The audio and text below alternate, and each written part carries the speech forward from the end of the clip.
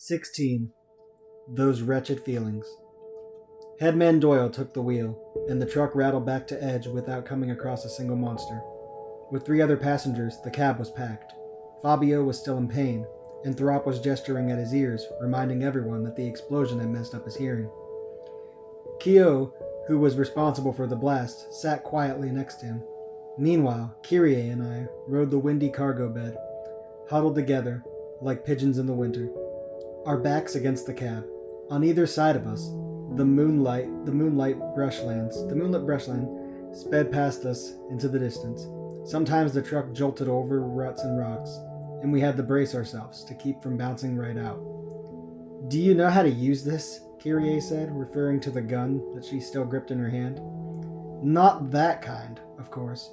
I didn't know how to use any kind of gun, but no one needed to know that. "So, what did Rufus Shinra have to say to you?" she asked for the second time. I wasn't even sure myself. Reno had been expecting an emotional reunion between 2 long-lost brothers. I guess it was, if emotional included confusion and a newfound inferiority complex. Compared with Rufus Shinra, I was mediocrity at best, and the revelation had tied my tongue and made me act like the idiot that I was. Now I had another of those mortifying, never-to-be-forgotten memories that made me want to punch myself every time they came back to me.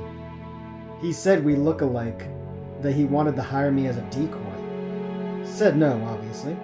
I'd leave it at that. Perfectly natural. "You do look alike," said Kyrie, "but I think he was pulling your leg." "Oh, great. Do you think they'll come after us? We threatened Rufus Shinra and the other guys blew up a building." "Rufus kinda implied they wouldn't," I said, recalling our final exchange. "What if he changes his mind?" "Whatever. Nothing's ever certain." "If you're trying to show off, this isn't the time." "I'm not trying to show off," I fumbled. "I mean, we're even worth the effort for them? Were we even worth the effort for them? We're total nobodies as far as they're concerned." "That's just insulting," Kyrie muttered. "They live in another world is all." If I told myself that, maybe my inferiority wouldn't sting as much. Gotta admit, Rufus Shinra was the real deal. Mastery to spare. We'll have to stop calling him Doofus. "Yeah, can't compete." Really smart. And I've never met anyone so self-possessed. Like, nothing could ever faze him. Good looking, too. And he actually seems to have a kind heart. The perfect man, really. "Oh, for F's sake," I admitted I couldn't compete. Couldn't she have just left it at that, instead of raving about his awesomeness? Sorry, but I wasn't gonna let that slide. "So why don't you go back then?" I snapped. That was crossing a line and I knew it. Kyrie said nothing. I couldn't look at her. "Sorry, didn't mean that." Slowly, she got to her feet, propped up against the cab, and raised the gun, aiming toward the rear. "Kyrie? You're such an idiot, Evan." Bang! The muzzle flashed. In the next instant, the truck bounced. Kyrie let out a short shriek as she lost her balance and started to fall over the side. With the speed I didn't know was in me, I reached out for her arm and yanked her back. She tumbled right into my lap. I thought we were safe. But then the truck bounced again, jostling Kyrie into the air. When she came down, all her weight landed on me and knocked me backward. My head struck something. "So you do see SARS," I thought, and the smell of gunpowder singed my nose. Fade to black. Apparently, there's something wrong with his head, too. They said his mother fainted when she heard. The young woman's voice came from right behind my ear. I smelled disinfectant. "Shh, don't talk like that in front of patients," another woman scolded. I was pretending to sleep, my back to them, my head throbbed. "Oh good, you're awake. Let's have a look here." A pair of eyes was peering at me through thick round glasses and pen light was shining into my eyes. "Follow the light." I watched it move back and forth, as I was told. "He'll be alright. How's the head?" "Painful." "You have a good bump," Dr. Drake smiled behind his glasses. "Just rub some mud on it. Come out to the exam room when you're ready to go." Once his bigger frame was out of the room, I noticed Kyrie. "Hey, does it hurt that much?" "It's not that bad." "I'm sorry." She looked at the floor. I don't know why I acted like that. I'd been surprised at her too, but then I was the one who made her upset. Or disappointed, or whatever it was that made her fire her gun at nothing. Kyrie? My head hurts. I'm just gonna rest my eyes. I just told her I was fine, but I needed to buy myself some time. Okay, I'll be out in the waiting room. Suddenly I remembered our conversation back in our office. Kyrie's eyes glittering as we talked about how to escape from Rude. The excitement in her voice. She deserves someone who could share in that excitement. Someone who wouldn't screw things up. Someone like that perfect man over at Healing. You don't have to wait for me, but I didn't want to hear it. Don't blame yourself, Kyrie. I'm the one who's a mess. Just an epic failure. I'll see you around, okay? I closed my eyes. After about 10 seconds, I finally heard her footsteps as she left the room. Yep, now it's over. 10 minutes later, I got up. There were 4 beds in the ward, but I was the only occupant. I found my boots on the floor and pulled them on. Then took my jacket from the coat rack in the corner. My hat and shoulder bag were next to the bed, so I grabbed them and made sure I had everything. Then I straightened up the bed and went out into the hallway. There was only a bathroom to the right, so I headed the other way. A little ways down, I saw the waiting room on the right. I took a deep breath and stepped inside. It was empty. I realized I'd been hoping Kyrie would be there, even after I'd pushed her away. Damn, if self-absorption were a competition, I'd be the champion of the world. Ah, there you are, Evan. Dr. Drake had poked his head out of the exam room. Come in. Inside, a hand ran through his hair, which was too gray for his age. Now, this is important, Evan. I need you to listen to me. You've had a concussion. Normally, we'd run a battery of tests, but I don't have the equipment here. I'll be fine, Dr. Drake. I'd like to think so too, but head trauma is complicated. Symptoms might arise years down the road, and by then, it's usually too late. Could you try not to scare me? I need you to pay attention. If anything bothers you, if anything feels at all untoward, you come right back here. Understand? The doc was serious. A heavy lump of dread settled in my gut. Hoping to end the conversation, I nodded. He couldn't do anything for me now anyway. By the way, Evan, I've been your doctor for a year now, haven't I? That's right. I never noticed it before, but the scar on your chest, that was from heart surgery, wasn't it? Yeah, I still had the scar from when I was 5. Maybe I had torn it open while it was healing, or the sutures just were sloppy. Either way, it was hard to miss. I'm the one who sewed you up, said Dr. Drake. Huh? About 15 years ago, was it? Back then, I was a military doctor, fresh out of training for Shinra, obviously. Essentially, all I knew was field medicine, stitching up bullet and shrapnel wounds in emergencies. Needle and structure were the tools of my trade. But the men, they wanted me to leave the nastier scars so they could show off. Completely absurd, of course. But I did what they asked. And before I knew it, I'd forgotten how to make a clean stitch. Which is why your scar is so dramatic. I'm sorry, Evan. I know it sounds like an excuse, but it was my first time suturing a child, and the incision was quite large. It's cool, I'm alive. Just what I'd hoped you'd say. Dr. Drake flashed his clean white teeth. So, how's your heart been? Haven't even thought about it. Good. The surgery itself went perfectly, you know. He nodded, then gave me a searching look. What kind of connections did you have anyway? The surgeon was Shimmer's finest. No civilian ever got on her operating table unless they knew someone, if you catch my drift. Well, I can actually explain that now. My mom knew the biggest someone around, at least as far as the Shinra company was concerned. My heart surgery pretty much proved that the affair happened, but I didn't want to talk about it with the doc. None that I know of. I was just a kid, remember? Can I go home now? Well, you know, the operation isn't often performed on children. Perhaps there was something special about your case. They just wanted the research. So they took it on for free. Maybe your mother knew someone in medical admin. That's my best guess. I nodded and stood up, then remembered something. Doc, about the bill. Your scrawny companion already took care of it. What scrawny companion? Sorry, that was rude. He examined the documents on his desk. Kyrie Cannon, your girlfriend? No. Did you have a fight? She marched out of here with a glare that could melt a glacier. Why do you care? Am I prying? An apology of sorts. Either way, would you give this back to her? Dr. Drake opened the lower dresser in his desk and took out a gun. She paid the bill with this and some materia. I accepted it as payment, but frankly, I don't need it. I already have plenty of them. "Okay," I mumbled dully as I put the gift from Rufus into my bag. "I'll pay you properly later." "No, the materia will do. Let's call that discount reparation for the scar on your chest." That was nice of him, but when I thought about it, it wasn't much of a reparation. The nasty scar would be there my whole life, while the bump on my head was a rub some dirt on it grade injury. "So, Evan, if you do feel strange at all, come in right away. Spotty vision, ringing ears, numb fingers or toes, anything? The symptoms can vary.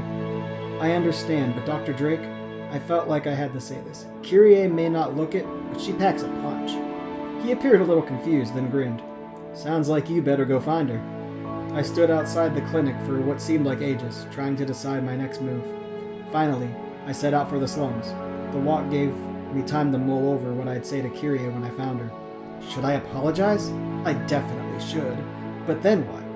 Maybe the only thing to do was to cross that bridge when I got to it. Except every time I'd gone into a situation assuming I could play it by ear, I screwed it up.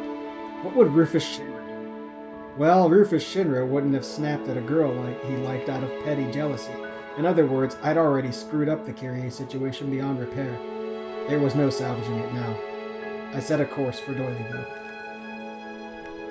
17. Scores to settle.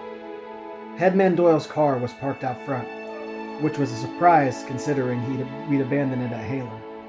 Its windshield was smashed out. How did it get here? I was curious enough that I decided to stop in at the headman's place. I knocked on the red door, and Bits let me in. Headman Doyle, Fabio, Throp, and Keo were all there, conked out in a heap on the sofas and the floor. "They said you got hurt, Evan," said Bits, almost whispering. He'd gone to lie down next to Fabio. "Just a flesh wound." I'd always wanted to say something like that. "Oh, let me see. You're a weird kid, Bits. How are you doing?" "I'm okay right now, but these guys..." Bits cast an impatient glance over Fabio and the others. "Just lie here and won't do anything. They've been on a serious adventure. They're wiped out." "I guess so," said Bits. "It was all for my sake, wasn't it?" He sounded mature suddenly. Apparently, he'd figured out how all the events were connected. "All for my sake," he murmured again, then nestled closer to his brother. "Evan, is that you?" Headman Doyle was awake. "How's the head?" "It hurts a lot, but I'm fine." 2 lies in a row. Frowning in concern, the headman gave me a slow nod. His sincere empathy stabbed at my conscience. Time to change the subject. "How did the car get back here?" "Those Turks brought it. Said they wanted their truck." "Huh? That was nice of them." "Yeah, we've got a problem though. When we blasted through the wall to get Throp out, we also took out a bunch of medical equipment. We didn't know it was there, but it's still on us. Some of it was irreplaceable, apparently, a huge loss for the whole humanity, and all that." "So what? You've got to make it up to Shinra?" "Uh-huh. They told us to work on the plaza and help the monument." An impressive furrow appeared between Headman Doyle's brows. Most people would think that they were getting off easy, but the headman felt the same way that I did about those people in the plaza. Folk who still refused to step out from under Shinra's umbrella and live without the company's protection. "I don't envy you," I said. "Yeah, but we don't have much choice. Not because it's Shinra, but because we owe it to the people who need that equipment." He sounded like he was trying to convince himself. "Anyway, you've got trouble too. The redhead left a message for you." "A message from Reno?" I braced myself. "Verbatim. You played us and you're gonna pay." "Oh? You're gonna pay?" That sounded just like a punk threat. "So, Evan, what were you doing? What were you two doing there?" Headman Doyle looked me dead in the eye. Well, I kind of look like Rufus Shinra, right? Never paid it much mind, but now that you mention it, yeah, I see it." He was there. "Ah, I knew it! Old Doofus was the guy in the wheelchair, right? The president is alive?" Bits sprang up at the revelation. "Shh," the headman scolded. "You're gonna wake up the guys." Bits ducked his head sheepishly. "He's being treated for geostigma," I went on, "and in the meantime, they apparently wanted to hire me as his double." which is why we were there. What, like a decoy? What for? Beats me. You took the job? Hell no. Negotiations broke down, goodwill deteriorated, and I thought I was in real trouble. Lucky for me, you showed up when you did. My spirits sank as I prattled. I owed Headman Doyle a lot. He was someone I respected, even trusted, and yet I couldn't even tell him the truth. He didn't look convinced either. Headman, I'm going to kill Rufus Shinra someday. He has to pay for what happened to our parents. Again, Bits was thinking things kids his age shouldn't have to. I had been planning to tell the truth, seriously, but what would the kid think of me if he found out I was Rufus Shinra's half-brother? What would his brother think? No, I had to keep it to myself. But don't tell Fabio, okay? Said Bits. Bits, I heard you, Fabio sat up, and if that's what you want, I'm with you. I wouldn't let you do it alone. I had no idea why they held such a grudge. I figured it out. I figured it had to be just one of those angry things people say. I'll get him. I'll show them. The kind of things people never actually followed through on. But maybe the Brown brothers were different. Fabio didn't mess around. He acted. Imprudent and reckless, sure, but no one could accuse him of leaving things undone. Hey, Evan, did you get the message from the Turks? Asked Fabio. I just told him, said Headman Doyle. Fabio nodded and looked at me worried. I think you'd better lie low for a while. Kyo and Throp and I, we're all square, but they've still got it in for you. Sounds like. What did you even do over there? We, had a disagreement, yup. Still couldn't bring myself to tell them. You shouldn't go, you should get out of town, Fabio sounded genuinely concerned. I don't know. For the very reason I couldn't tell Fabio, I was pretty sure I was safe from Reno and anyone else connected to the Shinra. Even if he was mad at me, that wasn't as dangerous as Fabio imagined. Still, maybe it would be better for me to get some distance. Not from Reno or Rude, but from everyone here. I need to regroup. I'll think about it, I said. I felt like I was running out of options. I left Headman Doyle's house just as Tico came into the courtyard from the street. A puffy purple bruise had spread over his right cheekbone, one of the few places my fist had caught him during the fight. He snorted dramatically when he saw me and went into his own house. Nothing but contempt for me. I deserved it. Fabio was right. I had to get out of here. I saw the car parked out on the street, broken windshield and all. I spun on my heels and went back to the headman's place. Headman, could I borrow your car? It took an effort to sound as casual as I did. You're taking off? He said. Go ahead. There's no windshield though, and even if that doesn't bother you, it's low on fuel too. Where can I find some? This last time I stole it from a WRO truck. The battery too. But I wouldn't advise doing that again. There's cars and bikes running around, so there's gotta be a way to fill up. I'd try the black market, although that won't come cheap. Probably not. I don't have any money. In that case, was the next favor you were gonna ask me. Me neither, Fabio winced apologetically. It's okay, I've got an idea, I said. I'll work it out. Where are you making for? Asked the headman. I'll work that one out too. Lies upon lies upon lies for me today. I'm sorry we can't keep you safe, Headman Doyle looked sheepish. I couldn't take much more of this. No, listen, don't worry, I just need the key. Oh right, here, he tossed it to me. I owe you. Okay, I'm heading out. I left, avoiding any eye contact with any of them.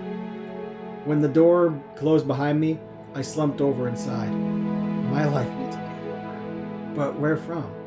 When I walked into Headman Doyle's place? No, it's gotta be further back than that. I flipped through my memories.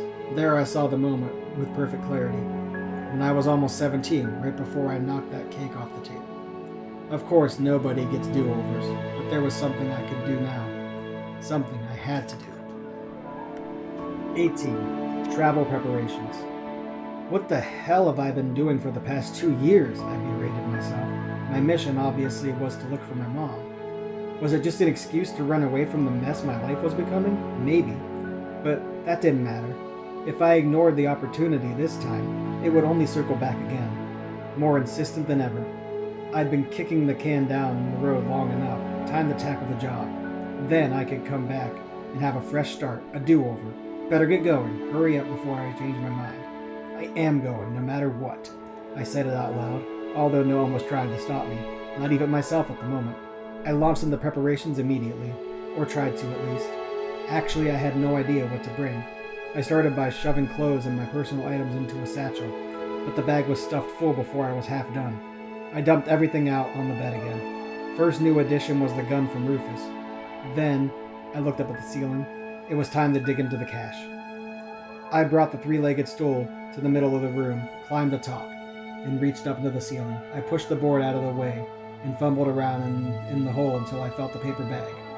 I pulled it out along with a year's worth of dust, coughing. I got down, put the paper bag in the sink. Instead of taking it out a stack of notes, I dusted off the whole thing and tossed it into my bag. It wasn't my money. It was the stuff I'd found in my mother's room back in Midgar, but I figured that she'd forgive me.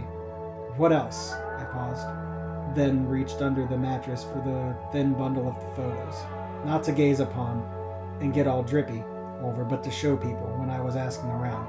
Then I selected some clothes. Not too many. If I needed anything else, I could buy it. Not like I'm strapped for cash, I thought, then laughed at myself. I'd barely put the money in the bag, and I was already thinking like a rich man. I got back on the stool and replaced the ceiling board and tidied up the mess in my bed. I looked around the room, satisfied.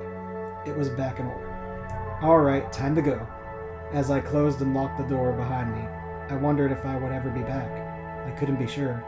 When I really thought about it, it felt like I was going exactly nowhere. I climbed into the driver's seat of the car and slid the key I got from Headman Doyle into the ignition. I twisted my key decisively, and the car shuddered to life. The engine gave a good low growl. Maybe it had been having an off day back at Helan. I glanced at the fuel gauge. It was almost empty, but there should be enough for where I needed to go, for now at least. I'd never actually driven a vehicle before, but I figured it couldn't be that hard. I'd watched other people do it, and it wasn't like this car was a manual. Step on the accelerator to go, move the steering wheel to turn, step on the brake to stop. Easy as pie. I gave the accelerator a gentle nudge, and the throaty, powerful revving of the engine immediately took my confidence down a notch. So did the fact that the car didn't move. Why not? The knob jutting out of the console was in the right slot. D is for drive, right? Then I looked down, and I noticed a lever marked B. I pulled and pushed and twisted it, and finally the car inched forward. There we go. Then I heard Fabio's voice. Evan! I hit the brakes, but the car shot forward instead. Not those brakes, dumbass! I lifted my foot off the accelerator and stomped on the correct pedal this time, and my chest slammed into the steering wheel. The blast from the horn was surprisingly loud. Looks like you've got a smooth ride ahead of you. Fabio was by the driver's window laughing. He reached into the car, a cloth pouch in his hand. This is from all of us. It's not much, but maybe it'll help. He glanced behind him. Over his shoulder, I could see Headman Doyle and Bits along with Drop and Keo a little further off. Bits waved to me, and I responded in kind. Thanks, guys. I appreciate it. I didn't want to argue. Give everyone my best. Will do. You say hi to Kyrie, too, said Fabio. Huh? She's your accomplice as far as Shinra knows, right? Oh yeah, sorry Fabio, nothing's gonna happen with Shinra, but I can't explain that to you now. Okay, I'm off. I accelerated slowly this time. In the rearview mirror, I could see Fabio and Bits waving to me. The last time I looked back, they were still at it. Turns out I had to drive to the Central Plaza at a crawl, barely faster than walking. Otherwise the wind would blow through the open windshield, so hard I couldn't keep my eyes open. How the hell did the Turks get this car from Helan all the way back to Doyleville? I had to find a fix, or else my mission was over before it could begin. I don't think I had enjoyed the drive anyway. It took more concentration than I'd anticipated to avoid hitting people or things. When I eased the car into the plaza with the swarms of pedestrians, I received more than a few annoyed glares. I got it. I was usually a pedestrian myself, after all. I reacted the same way whenever some bonehead drove a vehicle through such areas. It was the most the carless could do, but now that I was on the receiving end, I realized how effective it could be. Still I was on a mission and wasn't about to stop now. I glared back at them and then realized I was letting other people dictate how I acted. Screw that. Just keep your face blank and let them go by. Halfway around the plaza, I took a road that led northwest to the community bulletin board. I parked the car next to it and immediately spotted what I was looking for, a flyer for the Strife delivery service. I'd seen them around, and at a moment I was particularly interested in the far and wide transport option they touted. As I took down the flyer and shoved it into my jacket pocket, I noticed I already had a piece of paper stuffed in there, which turned out to be the same flyer. Where the hell did I pick that up from? Then I remembered. It was a flyer I stuck in my pocket at the notice board at the station when I was following up on that Tyron Arade story. I looked up at the two identical flyers, wondering at the coincidence and feeling some sort of uncertainty lift. Maybe I am on the right track now. I climbed back in the car and drove to the back street. I'd left only that morning, then walked the rest of the way toward Dr. Drake's office. The doctor was sitting alone on the waiting room sofa, reading some papers. "Hello, Evan. Anything wrong? Is your head bothering you?" "No." "Well, remember what I said. Watch out for symptoms." "Sure. Listen, can I use your phone?" "Be my guest. But make it short. Sometimes I get emergency calls." He gestured with his chin toward the cell phone attached to the wall with a security chain. "Thanks." I picked it up and dialed the number on the flyer. After a few good rings, someone answered. "Hello, Strife Delivery Service. You name it, we deliver it. Within reason." It was a kid. A boy less than 10, maybe even Bit's age. I faltered to find myself talking to a kid. I was wondering, what kind of vehicle do you use for deliveries? "A motorbike," the boy answered quickly. "Okay, great. Well, I've got something to deliver here. Can someone come pick it up?" "What is it? And from where to where?" "It's a letter, and it's going from one end of Edge to the other." Why was I doing it this way? It'd be easier if I was just straight up with them up front. For someone who always dragged his feet, I seemed to jump at any chance to make things harder. "That should be fine," said the boy. "Where can our courier meet you?" "Do you know where Dr. Drake's office is?" As I gave directions, I considered just telling him the truth, but I couldn't do it. "Okay, I don't know if our courier will answer right away, so I can't say when he'll be there. Could you call back in 10 minutes? "Okay, talk to you then." "Oh, by the way, I'm Evan Townsend. What's your name?" "Denzel." As I set the phone back on the table, Dr. Drake was watching me curiously. "I'm gonna step out," I said. "Can I use it again in 10 minutes?" "Sure." I was out the door almost before he replied. From the stoop outside the clinic, I could see my borrowed wheels parked just beyond the alley. A young passerby stopped to give it a good kick. I'd done the same thing when I was hanging out with Fabio and Leslie. They'd grown up in the slums, so I guess I wanted to show I could fit in with them or something. But when I thought about it, I never actually seen either of them do it. Damn, what a freaking idiot I was, and to think I was only just realizing it. I meant to watch the car so it didn't get stolen. I was so antsy, I just went back inside. That's beyond my expertise. I might be able to treat external injuries, but no, based on what you said before. Wait, I don't. Dr. Drake turned to me. "They hung up," he said, and he offered me the phone. "I wonder if they'll actually come in." "Don't you do internal medicine too?" I said. "I do, but not for dogs." "Dogs?"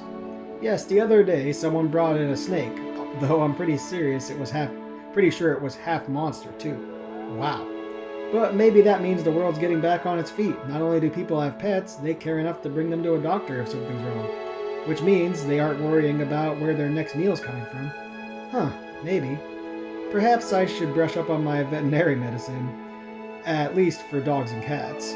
"Huh," I laughed non-committedly and started dialing. "Snakes will just have to find another doctor," Dr. Drake added. This time, I just half snorted. It was rude. If that was rude, it didn't seem to bother him. He plopped back down on the sofa and returned to his reading. As I waited for Strife Delivery Service to pick up, I peered at the open file with idle curiosity. The doc was looking at a large photograph of something medical and gross. Upon closer inspection, I could see it was an arm that had been amputated above the elbow. Slim, probably a woman's. The dry, shriveled skin had patches of healthy-looking spots.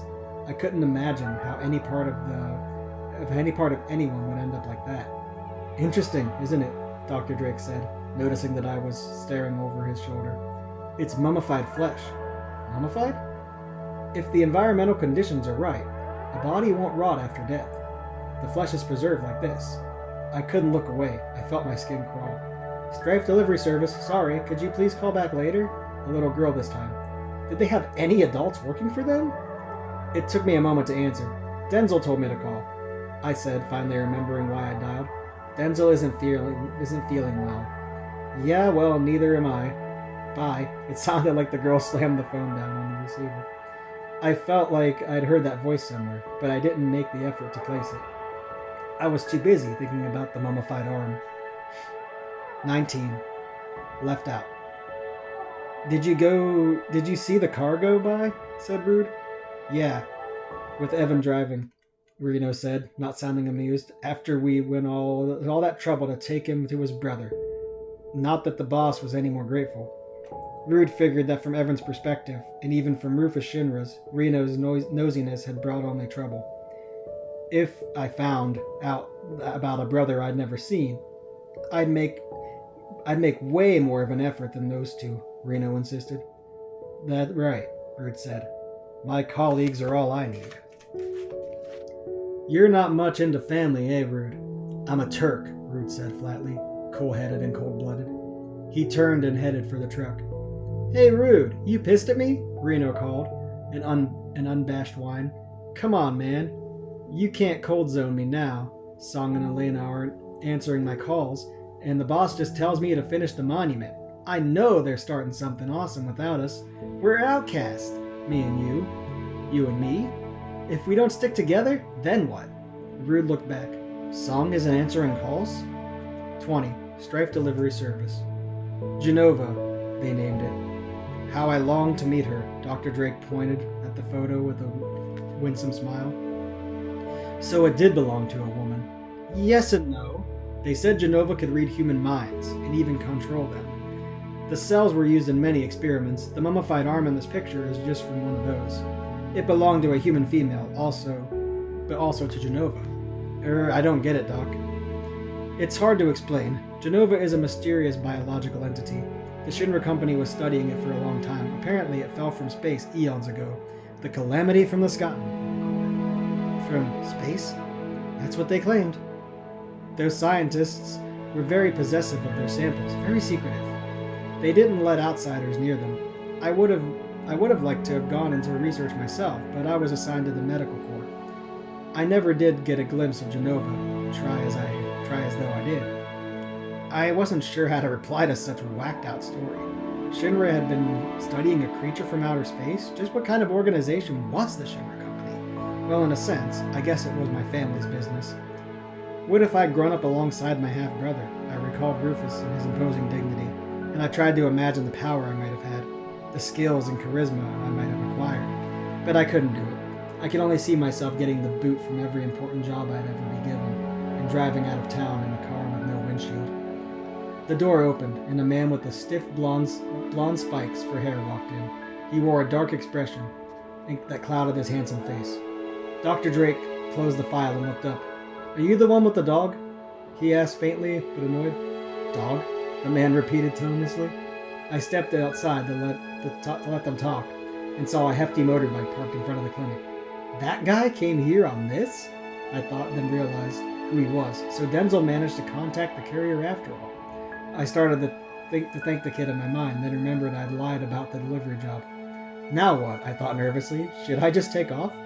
But while I was dithering, the blonde guy came out of the clinic and looked at me. We made eye contact. Are you from Strife Delivery Service? Nothing for it but to play it out. He nodded. You Evan Townsend? I hated dealing with these types. No chink in the armor to help you figure them out. No way to tell what they're thinking. Try a joke and it just bounces off them. I called and a girl said Denzel wasn't feeling well, I replied. Do you need to go back? I didn't actually care, I just wanted to get rid of him. You have the letter? No dice. Now I had no choice but to forge ahead. Look, actually, I need fuel. I figured since you ride a bike everywhere, you'd know where to get some, right? So there's no delivery. Nope. I stiffened, expecting to get hit with a fist or a boot or maybe both. He gave me neither and got on his bike. Shinra or the WRO? The engine rumbled softly. Huh? I blurted. Then I realized he told me where to get fuel. Oh, right. That's not gonna work for me, though, for reasons. You have money? That I've got.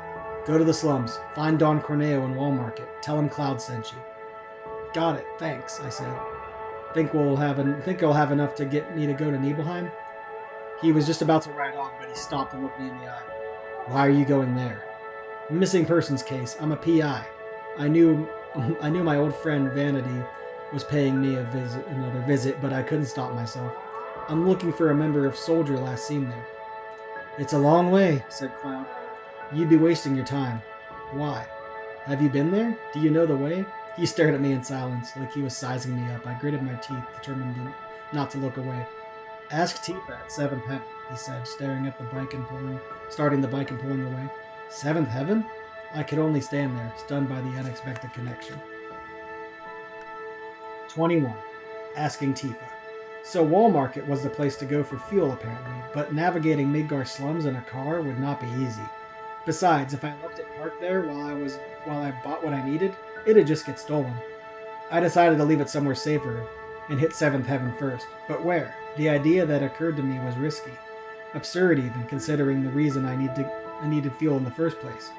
But I figured it might be my best shot.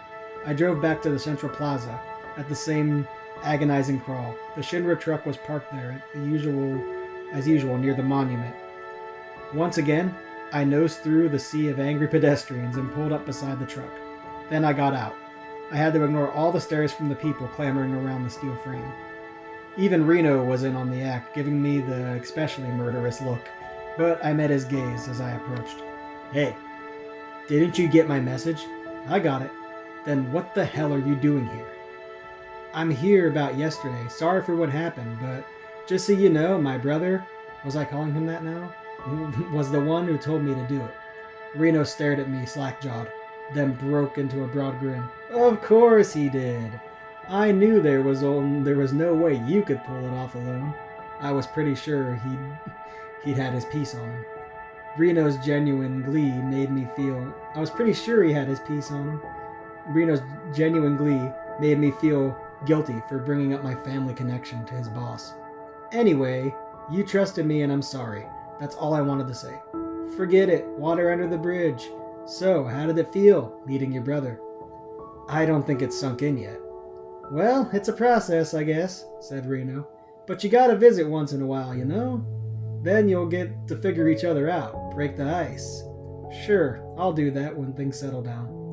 Right, that was fine. Until then, I'd forgive myself for telling a few more lies. My whole life was full of falsehoods and secrets, but I couldn't fix that overnight. I had to find out about my mom first, and I could turn over a new leaf. Listen, can I leave the car with you guys for a while, I asked. Sure, we'll keep an eye on it, but what do you need it for? You're going somewhere? I thought I'd take a road trip. Reno's face darkened. Had I messed up? You sure you know what you're doing? A lot of monsters out beyond Edge, you know. I'll deal with that when I get to it, I said. Got things to do first. Well, I mean, think it over at least. I wouldn't recommend going too far. Don't scare me like that, but I really did appreciate Reno's help. So I thanked him and set off for 7th Heaven. I glanced idly at the monument as I passed by and noticed Rude beside it, watching me. He slowly cracked his neck with the tilt of his head, and I got the distinct feeling his shades hid a forbidding glare. 7th Heaven was devoid of customers, which was fine by me. Tifa greeted me with her usual smile, and I took a seat at the bar for the first time. Can I sit here? Of course, she said. Alone today? That's unusual. Well, it happens sometimes. How about some tea? Sure. As Tifa put the kettle on, I realized sitting at the bar was more awkward than I'd expected. I didn't really know how to conduct myself up here. Actually, I wanted to ask you something, I said. Oh, what's that? Do you know how to get to Nibelheim? Tifa's hands froze as she stared at me. Why are you asking me? Well, I started, then realized I had already known that Tifa was from Nibelheim. But how did I know that? Oh, right, Johnny mentioned it was your hometown. Oh, Johnny. Tifa seemed uncomfortable. How much did he tell you? How much? I mean, that just you were born there? Oh, okay. Seemed like a whole bunch of emotions flitted across her face. Impossible to count. Well, it's true, it's just complicated. I get it, everyone's got a backstory. I'd be lying if I said hers didn't intrigue me. But I knew better than to pry when she was so obviously upset. Why do you want to go there? She said. Thought I'd see the sights. Do you know anything about the place? I was finding it really hard to keep lying under her level stare. I could practically hear her saying, tell the truth. Or maybe it was me telling myself to be honest for once. Probably the latter. The life of a habitual liar. Probably the latter. The life of a habitual liar was so miserable. I'll tell you what's really going on, so please listen to me, I pleaded in my heart. I took the photo of the people in Nibelheim from my shoulder bag and placed it on the bar. The truth is, I'm going there to look for someone. Tifa leaned over to peer at it. I pointed to a woman in the group photo, on the opposite end of Gold Arade's row. She, like Gold, was smiling. That's my mom, I said. And this was in Nibelheim, right? It was taken 2 years ago. She must have been there. But I don't know what happened to her after that. 2 years ago. A little before Meteor, I think. Tifa's expression turned gloomier. Not like the angelic face Johnny described in his stories. She might not be there anymore and might not even be alive, I left unsaid. But I have to go to Nibelheim, at least to start. And you know, maybe looking for my mom is just an excuse to get away from all the crap I've been dealing with lately. I don't know, but I can't keep going on the way I am. Well, Tifa quietly sat down a cup of tea in front of me. It does sound important to you. Then she told me to wait a moment and disappeared into the back. I turned over the picture and checked the name and phone number on the back. Nick Foley. Yeah, that Nick Foley. And the number on the photo? My old home number in Midgar. It had been Nick Foley trying to find the families of the people in the photo, and he'd used my old house as his base. But why my house? When he returned to Midgar, his employer, the Shinra Company, would have been less than operational, which might have prevented him from using his office. Still, he'd written down my phone number. He'd relied on me, even after how I'd acted when I first met him. Finally, Tifa emerged with a big map and spread it out into the bar. The new routes are on here. You do know that topography all over the world changed 2 years ago, don't you? No, was it because of the live stream? That's right. No one's done proper surveys since, so there aren't any accurate maps. This one is made from direct observations, Tifa said, with a streak of pride. It's a precious commodity. You went to all those places yourself? Not me. Here, this is Nibelheim. It might actually be a little easier to get to than it was before. I looked at the area under her fingertips. The map definitely labeled it as Nibelheim, but... And Midgar is here, you see? Uh-huh. I traced the route from Midgar to Nibelheim on the map, and there was one unavoidable obstacle.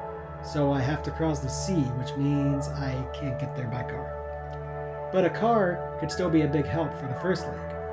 I studied the map again. I hadn't looked at the big world map like this since I was a kid. First you'll want to head south from Midgar. Southwesterly, said Tifa. Just follow the coast down to Junon, right? There's a fishing village right below, called Under Junon, and the ships leave from there. Ships? Yes, they cross the straits. Getting to Junon used to be rough going. You had to circle around to the east, and that alone would add days and days. Oh. Having second thoughts? No, it's just I've never really gone anywhere. It sounds rough. I sipped my tea and peered again at the spot marked Nibelheim. You're from Midgar? Said Tifa. Yeah, born and raised. I've never left, unless you counted that little jaunt with the Turks, I thought. Sure you'll be okay? She teased. My head snapped up, but her eyes were not so teasing. They were warning me not to go. I recalled that what Reno told me in the plaza. When I didn't say anything, she changed the subject. Why was your mother in Nibelheim? I thought she ditched me for some guy, but I came across that picture that other day by sheer coincidence. You saw how she was smiling, right? I was so mad at first. Why does she get to be happy? I thought. That was true. It had pissed me off. But then I realized she was thinking of me. She was sure I'd be there soon. That's why she was able to smile. But I was talking too much. There was nothing worse than the guy who wouldn't shut up about Mommy. I timidly raised my head to see Tifa still watching me, as serious as before. I actually stopped by Nibelheim around that time, but... Did you see my mom? Tifa gazed at the ceiling for a moment, then focused on me again. I'm sorry, I don't know anything about what happened to her. But you do know something. The town had changed a lot. I didn't know any of the people who lived there anymore. So, I don't know if your mom was one of them. Sorry. I know, it's too vague to help. I showed her the photo again. Sorry, I just don't know. Oh, okay. Silence settled in, and Tifa excused herself to take care of something or other behind the bar. The conversation was over, apparently. I put away the photo and looked at the map again to memorize the route. Hey Tifa, I said, wanting to brighten the mood for some reason. Any topic would do. Is this Gold Saucer the big theme park? I always wanted to go. I think it's closed down, she said. She looked relieved that I was talking about something else. Have you ever... Yes, I've been. You always hear about couples going there on dates. Did you? Maybe, maybe not. Sorry, I said. Noticing her smile was starting to look forced, I'm prying. Don't worry about it. You wouldn't believe the kinds of questions I get asked in here. You should think about going to Costa del Sol. It's much nicer than Nibelheim. I was really starting to get the impression she didn't want me to go to her old hometown. Why don't you take your girlfriend? It is a long haul, but I might if I had one. I thought you did. She had to mean Kyrie. Oh, we just work together, I said. Mm-hmm. Tifa played dubious. Do you mind if I copy the map? Go ahead. I reached into my bag and tore a scrap from the paper bag full of money, then used that to make a rough sketch of the route to Nibelheim. As I worked, I began to wonder whether I would actually make it. This does look hard. It sure isn't easy, said Tifa. But people still live out there. If you ask, you can probably find ways to get around. Just not for free. If it's a problem money can solve, I'll be okay. Oh, rich guy, are you? I'm doing okay at the moment. Business is booming. What do you do? I'm a private investigator. You must be good at it. Stop by if you have a mystery you need solved. You'll get a special discount. Thanks, I'll keep that in mind. I drained the last cold sip of tea from the cup and thanked her. She stopped me as I tried to pay. No, I'll put it on your tab. Take care of it next time. Huh? This way you have to come back alive, right?